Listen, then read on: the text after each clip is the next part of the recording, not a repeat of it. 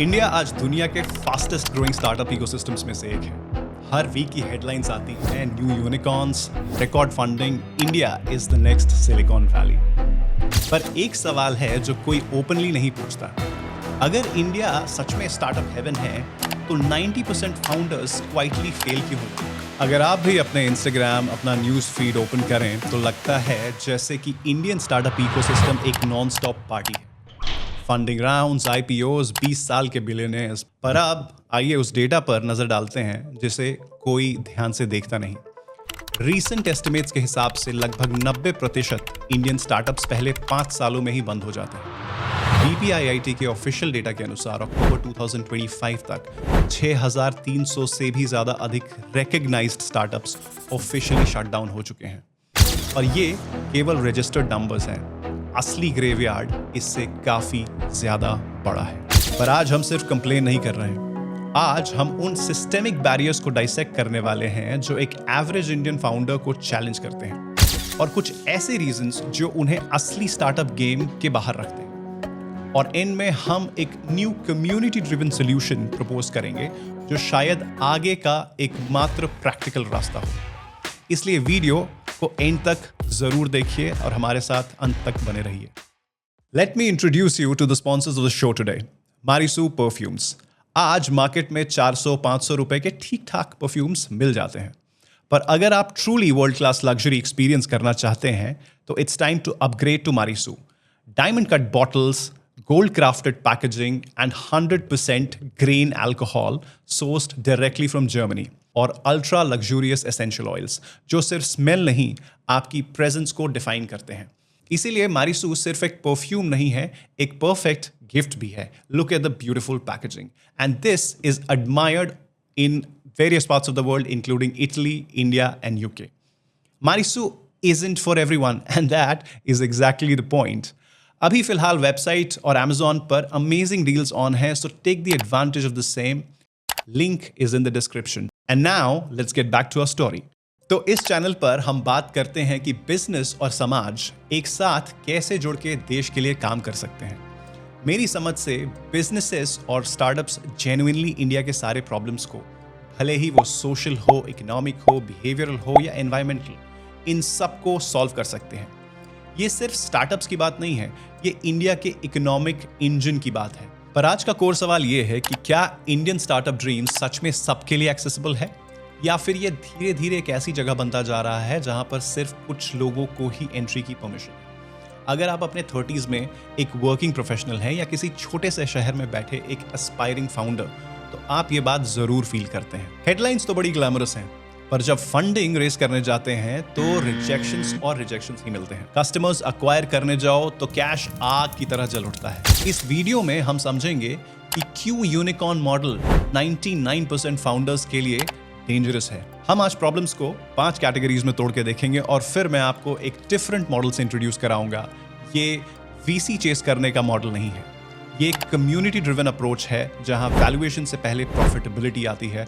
अगर आप हाइप से थक चुके हैं और रॉ एनालिटिकल ट्रूथ चाहते हैं, then you are at the right place. चलिए एक एक करके इन प्रॉब्लम्स को समझते हैं। Problem number 1, founders expectation versus reality. Founders को लगता है एक स्टार्टअप बनाना बहुत आसान है। वेबसाइट बना लो, इंस्टाग्राम का पेज बना लो, शॉपिफाई या Amazon पर लिस्ट हो जाओ, ब्रांड नेम, पैकेजिंग, लोगो, ये सब हो जाता है।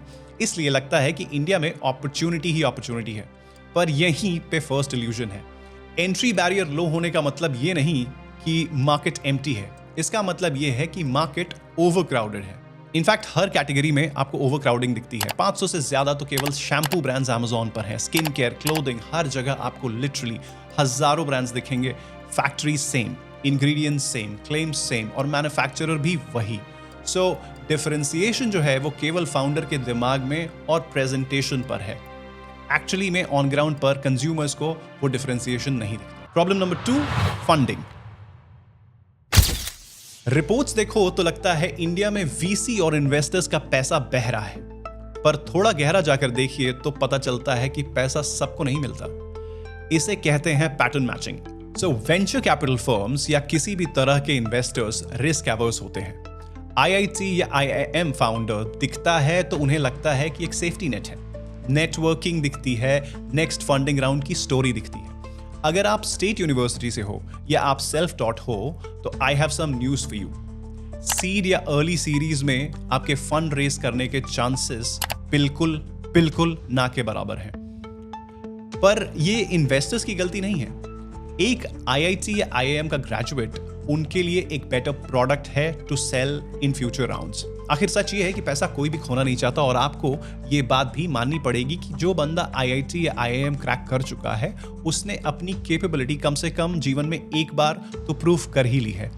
इन इंस्टीट्यूशंस में सेलेक्ट होना ही ये दिखा देता है कि वो व्यक्ति हार्डवर्किंग है, इंटेलिजेंट है और उसके पास एक सॉलिड नेटवर्क भी ऑलरेडी अवेलेबल है। अब आप स्वयं ऑनेस्टली बताइए, अगर आप इन्वेस्टर होते तो क्या आप अपना बेस्ट बेट एक ज्यादा स्ट्रॉन्ग कंटेंडर पर नहीं लगाते? फिर आते हैं गवर्नमेंट के इन्वेस्टमेंट्स एंड फंडिंग प्लान्स।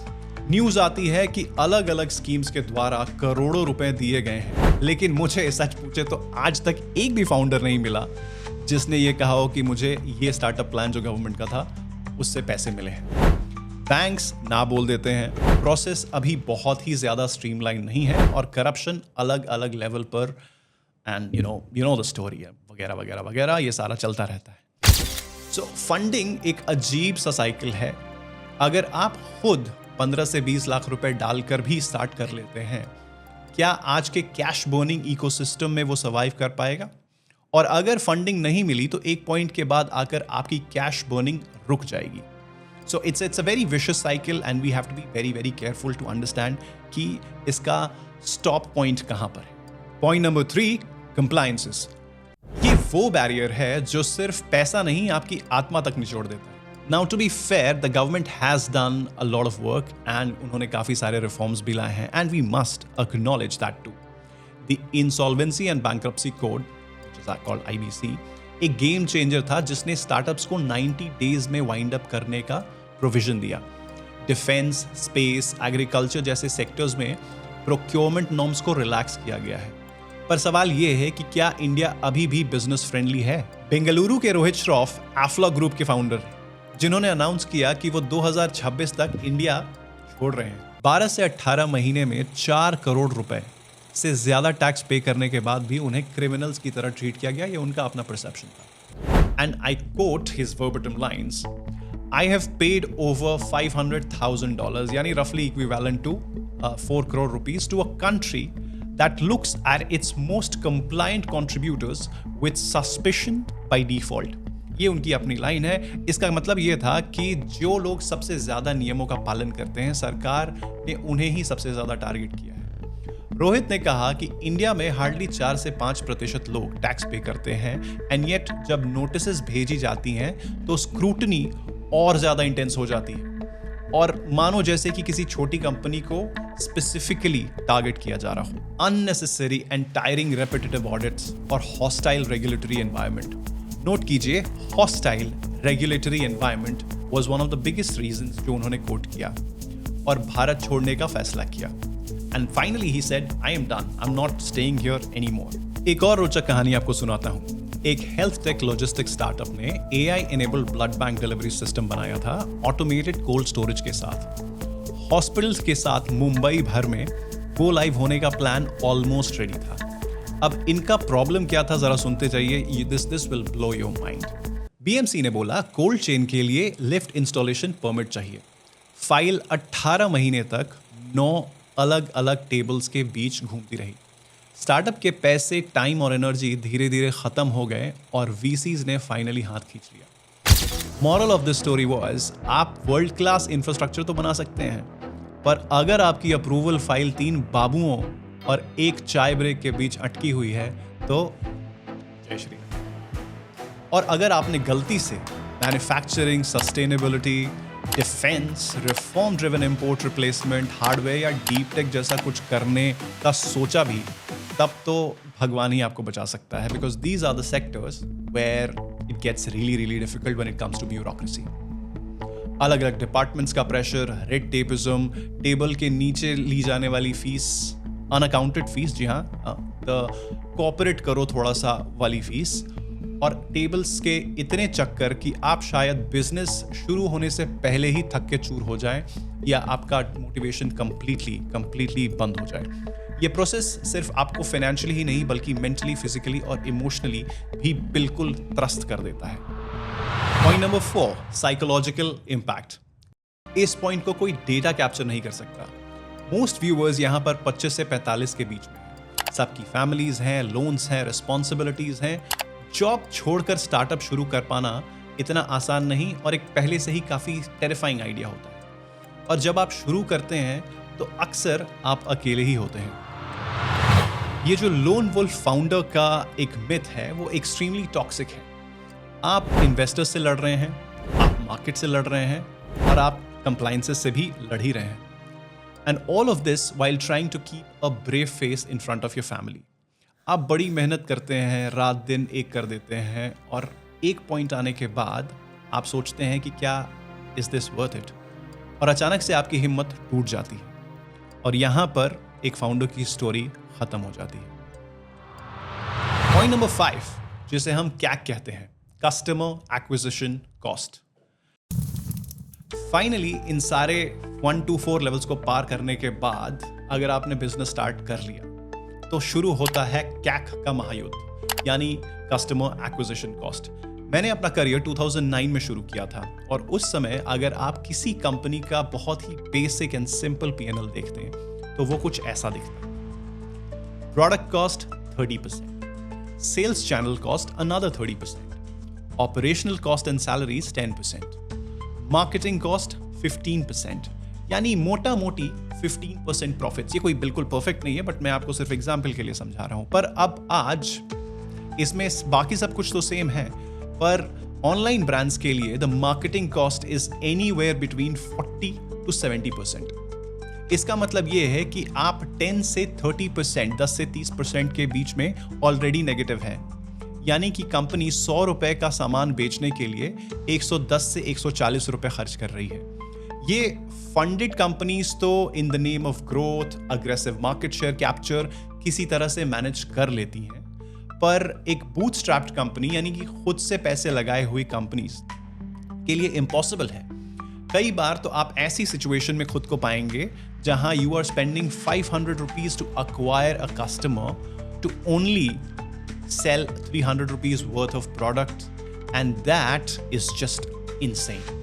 अब देखा जाए तो इन 5 मेजर प्रॉब्लम्स को मैंने हाईलाइट किया, पर इसके अलावा भी प्रॉब्लम्स काफी छोटी छोटी हैं जिनको हम अदर्स कैटेगरी में रख सकते हैं, जैसे team management, fraud, accidents, insurance claims. बहुत ज़्यादा डिप्रेसिंग हो गया नहीं? आप लोग सोच रहे होंगे यार कि अगर इतना ही बेकार है तो क्यों करना है बिजनेस, फिर तो जॉब ही ठीक है। जॉब ठीक है बिल्कुल, और हाँ, मैं जॉब्स के बिल्कुल खिलाफ नहीं हूँ, पर बिजनेस का मैदान हम लोग छोड़ के तो नहीं भाग सकते, क्योंकि आपकी पर्सनल ग्रोथ और देश की डेवलपमेंट में कोई अगर रॉकेट की तरह एक्सेलरेशन दे सकता है तो वो केवल और केवल स्टार्टअप्स एंड बिजनेसेस हैं। So let us come to a good solution.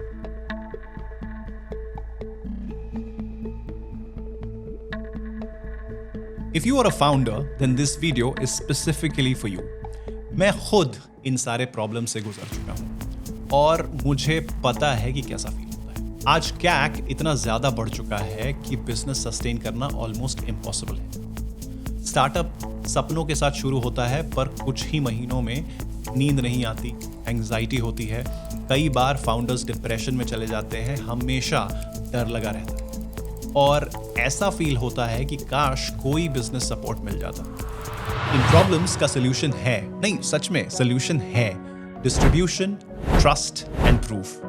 अगर आपका प्रोडक्ट या सर्विस जेन्युइनली एक स्ट्रॉन्ग इनसाइट को रिप्रेजेंट करता है और एक जेन्युइन कंज्यूमर प्रॉब्लम को सॉल्व करता है तो हम आपकी आवाज बनेंगे। हम समझते हैं कि 20 सेकंड के एड में आप अपनी पूरी बात नहीं रख सकते, इसीलिए इस चैनल पर फाउंडर्स को मौका मिलेगा कंज्यूमर प्रॉब्लम्स डिटेल में एक्सप्लेन करने का, अपने प्रोडक्ट के बेनिफिट्स को क्लियरली बताने का और साथ ही साथ शोकेस करने का, प्रोडक्ट डेमोज, लाइन टेस्टिंग और रियल टाइम कंज्यूमर्स का फीडबैक जानने का। हम आपको हर वो चीज देने की कोशिश करेंगे जो आप अभी ढूंढ रहे हैं।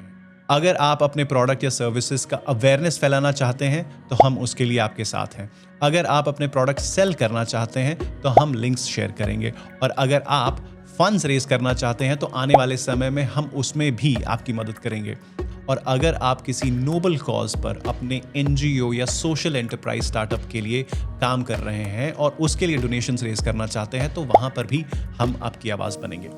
हमारी कोशिश ये है कि आपके बिजनेस की ब्रांड इक्विटी इंप्रूव हो, वर्किंग कैपिटल इंप्रूव हो और आप एक strong consumer insight driven business बना सकें। बिजनेस बड़ा हो या छोटा, आपका इनसाइट स्ट्रॉन्ग होना चाहिए और कुछ ऐसा जो भारत और हमारे समाज में बिहेवियरल चेंज ला सके, फाइनेंशियल चेंज ला सके और कंज्यूमर्स को फायदा दिलाए और इंडियन इकोनॉमी को भी स्ट्रेंथन करे। आप सबका बहुत बहुत धन्यवाद और please share this with your friends who are founders और एस्पायरिंग फाउंडर्स। आशा है आप सभी लोगों को ये एपिसोड पसंद आया होगा। And yes, please don't forget to subscribe, comment, like and share your thoughts. Please share. We are here for you to listen to everything that you have to say. Thank you for your time.